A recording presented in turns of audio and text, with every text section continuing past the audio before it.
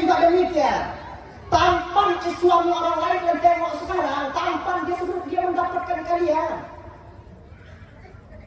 Jika kalian udah nami, kena patung, kena elek, kena mendaje.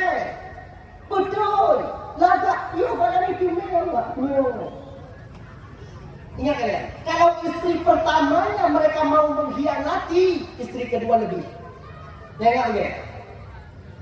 Duk inong pun yang sama-sama sakit dia, yang sakit dia saja menjadi itijil, berani dan mau dia mengkhianati ya. Apalagi kalian yang datang kemarin sore. Itu, awak nangkau ke sedikit. Kita pikir mengerti apa? Semangat kalau motor tunggu jangan motor malah tunggu daripada motor mana kau lebih mana kau becak aja. Anak aku. Terangnya. Ya. Cobalah agak-agak hargai suami kalian dengan baik. Hargai. Itu pemberian Allah kepada kalian. Jadi tiba jumpa WA yang kanan blok ni. Papa dengan di blok. Gua duduk blok buka kunci api.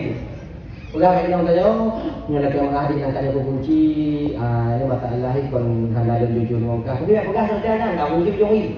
Soalnya, kon ada jujur ngongkah, sebab dia melayu rumah ni. Nomor jawabannya blok ni. Nyo pegang nama kunci dia. Lo pula tema KPK, bet kunci. Sama-sama percaya tanya gimana amal rumah tangga dia mana ada kedua.